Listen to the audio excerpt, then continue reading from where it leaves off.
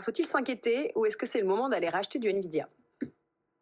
Il faut se poser la question, est-ce que les marchés comprennent ce qui se passe? Et on a pu voir hier qu'ils ont répondu non, on ne comprend rien du tout. En cœur, ils ont répondu. Parce que quand vous avez une IA chinoise comme DeepSeek qui émerge, ça fait de la concurrence à qui? De la concurrence à ChatGPT. On l'a vu au cours du week-end avec le nombre de téléchargements de l'appli.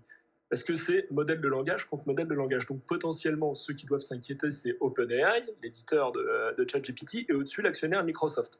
Et Microsoft, ils s'en moquent. Tant qu'il y a 1,5 milliard de personnes qui utilisent Excel et Outlook tous les jours, Microsoft, tout va bien pour eux. Ils peuvent continuer à investir 100 milliards par an dans l'IA sans la monétiser. C'est d'ailleurs pour ça qu'ils n'ont perdu que 2% hier à la séance. Donc le plus dingue, c'est que la bourse a tapé sur Nvidia parce que c'est exactement comme si il y avait un gars qui avait gagné le marathon de Pékin et qu'on allait dégrader derrière l'action Nike aux États-Unis.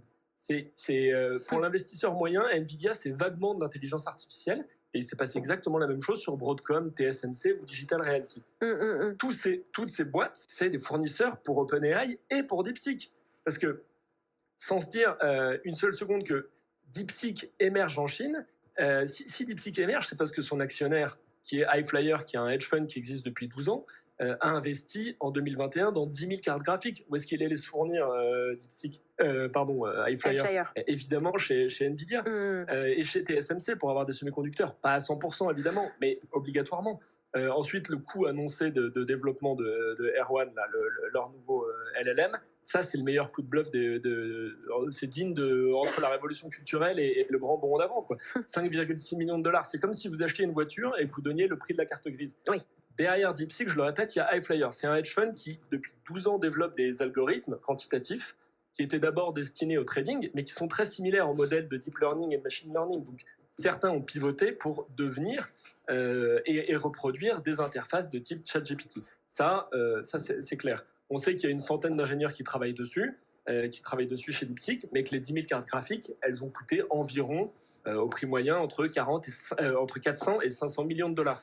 Donc, il y a en amont, évidemment, le coût de développement de la V3, qui était le modèle de langage avant R1. Il y a des années de développement, il y a des équipes à payer, même si le coût du travail est moins cher en Chine. Le 5,6 millions de dollars, peut-être que la Chine fait aussi bien avec moins de moyens, mais ça reste quand même extrêmement cher de développer. Donc, il y avait 15 minutes de recherche à faire hier pour obtenir ces informations. C'est vrai. J'ai l'impression que le marché était trop habitué, trop paresseux à regarder Nvidia augmenter sans se poser de questions. Bref, l'émergence de la concurrence, c'est toujours bon pour un marché économique. Visiblement, c'est moins bon pour un marché boursier.